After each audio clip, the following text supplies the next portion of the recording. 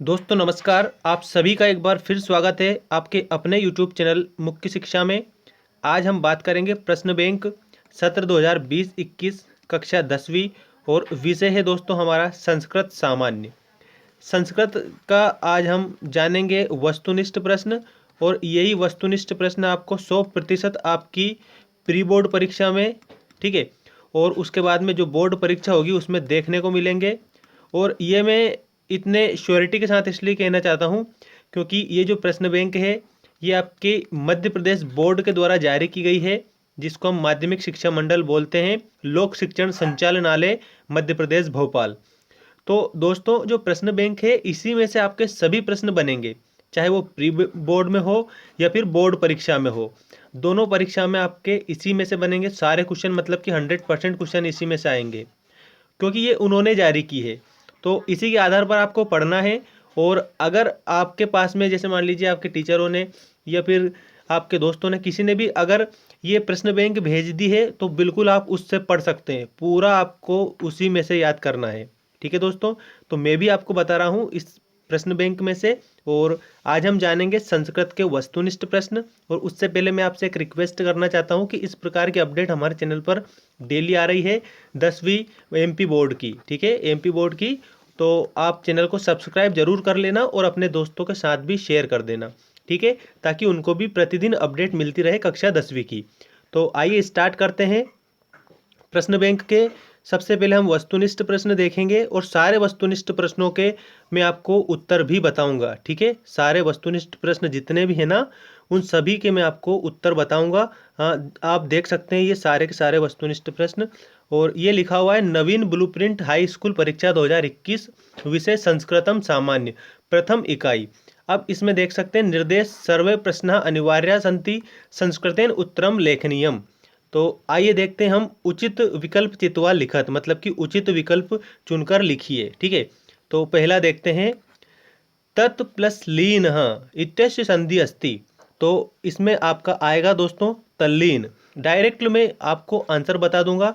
तो तत् प्लस लीन, तो इसका क्या बनेगा, तल्लीन बनेगा। और तल्लीन, हाँ ठीक है, मतलब कि आपको अनुस्वार भी लगाना है इस प्रकार से। तो ये पहले का उत्तर होगा।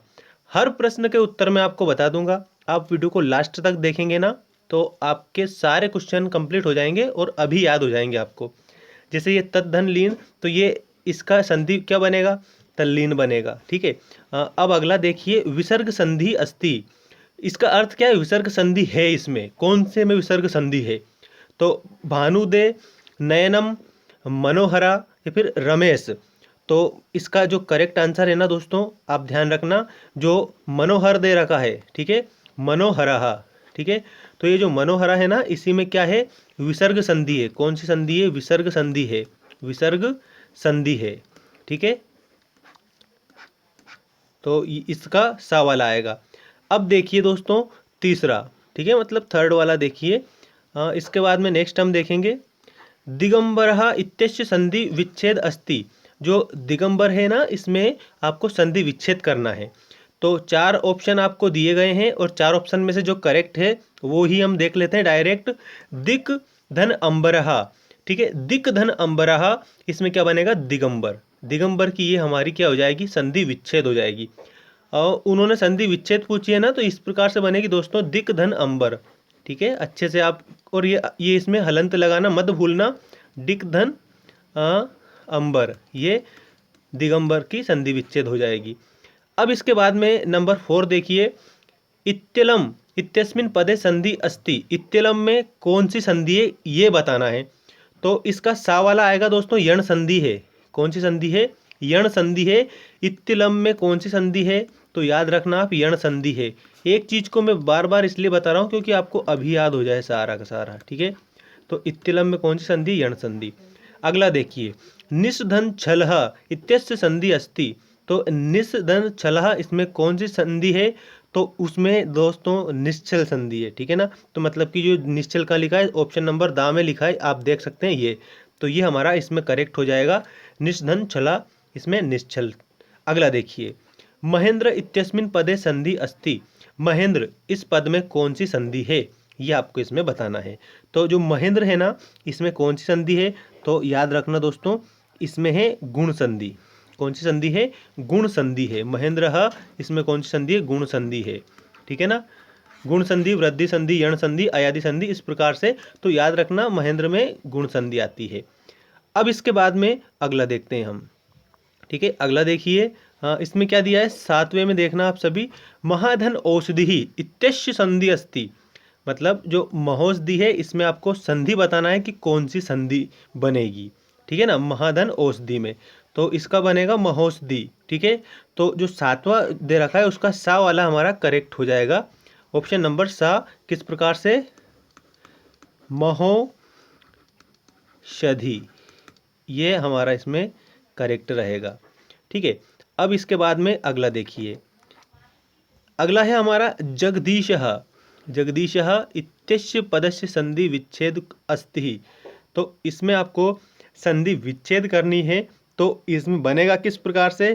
तो याद रखना कि जो हमारा जो 8वां क्वेश्चन है ना, इसका आ वाला करेक्ट होगा। जगत धन ईशः, जगत धन ईशः, इसकी बनेगी जगदीशः। ठीक है, तो ये आपका आ वाला करेक्ट हो जाएगा। अगला देखिए, यण संधि उदाहरणमस्ति। यण संधि का उदाहरण बताना है। 9वें क्वेश्चन में आपको यण संधि का क्या बताना है?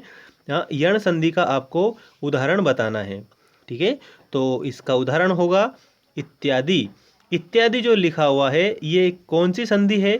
तो इत्यादि है यण संधि। ठीक है, इत्यादि में कौन सी संधि है? तो आप अच्छे से याद रखेंगे कि इत्यादि में यण संधि है। ठीक है, तो इसमें पूछा भी क्या है कि यण संधि बताइए, तो इत्यादि आप बता देंगे। देवेंद्रः इत्यस्मिन् पदे संधि अस्ति। देवेंद्र में कौन सी संधि है?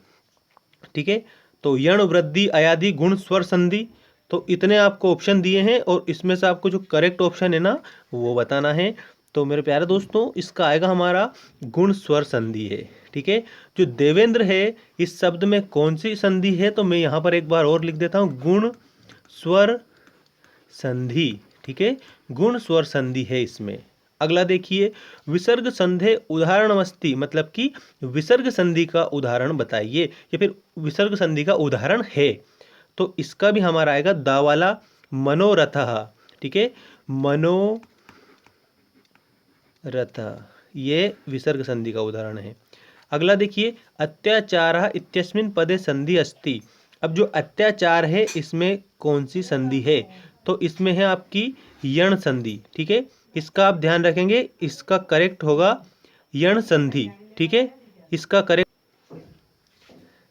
यण संधि आएगा इसमें। और इसके बाद हम बात करते हैं व्यंजन संधि अस्ति।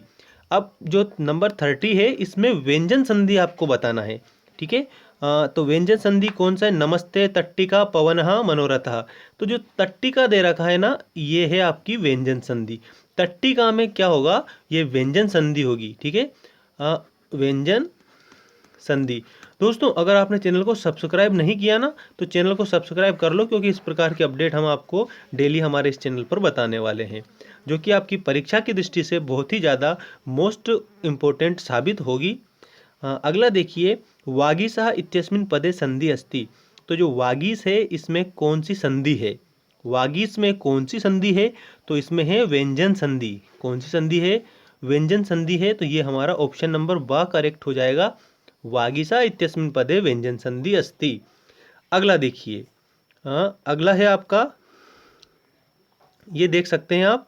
इसके बाद में समास आधारित प्रश्न आपको अगले वीडियो में मैं बताने वाला हूँ। देखिए, हरे इव इत्यस्य संधि विग्रह अस्ति। तो हरे इव, इसमें संधि कौन सी है? तो आ वाली है, हरे प्लस औ। ठीक है, हरे प्लस औ, ये हरेव का बन जाएगा। ठीक है, हरेव का संधि क्या बनेगा? हरे धन औ। तो मैं उम्मीद करता हूँ कि आपको ये ज़रूर मतलब कि उचित लगा होगा और पूरा आप अच्छे से याद भी कर लिए होंगे आपने। और ये उत्तरमाला है जो कि इसी में से मैंने आपको बताया है, सारे करेक्ट आंसर है, एक भी मैंने इसमें आपको रॉन्ग नहीं बताया। तो आप अच्छे से इसको याद कर लेना। और अगले वीडियो में मैं आपको बताऊँगा समास आधारित प्रश्न, मतलब कि समास पर आधारित प्रश्न बताऊंगा। जो ये दे रखे हैं ना, ये सारे और इन सभी के आंसर भी मैं बता दूंगा। ठीक है, मिलते हैं नेक्स्ट वीडियो में।